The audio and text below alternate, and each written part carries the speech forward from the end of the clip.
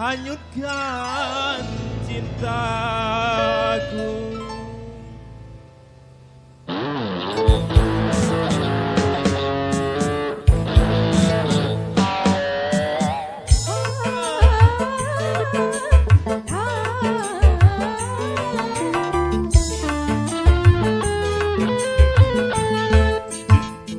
Payung hitam itu yang jadi saksi, tak sengaja aku menyakiti.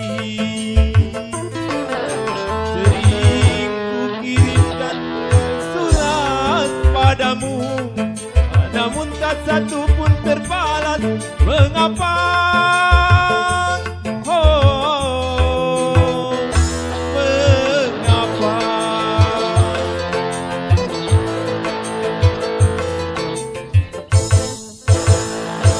Terpaksa aku memetik bintang karena bulan telah tertutup awan.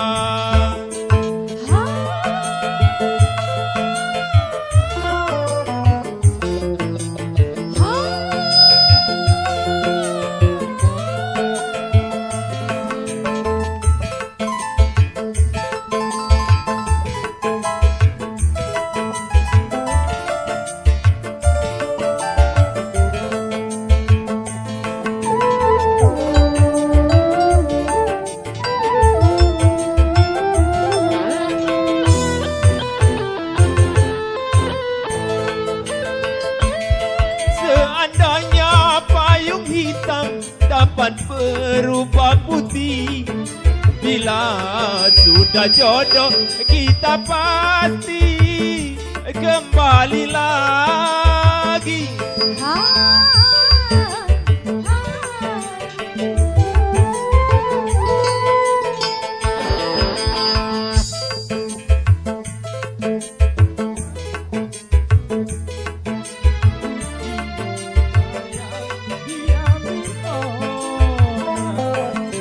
Bukan hanya kamu yang merasa malu, hatiku pun masih terasa sakit.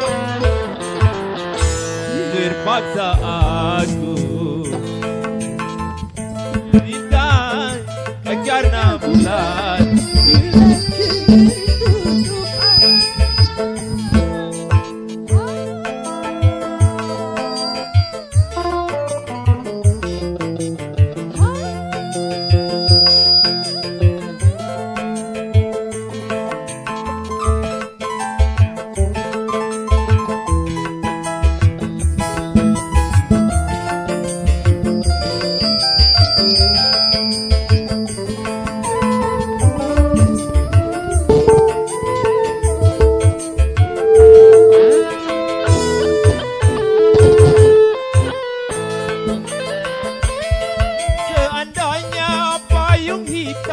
dapat berubah putih, bila sudah jodoh kita pasti kembali lagi.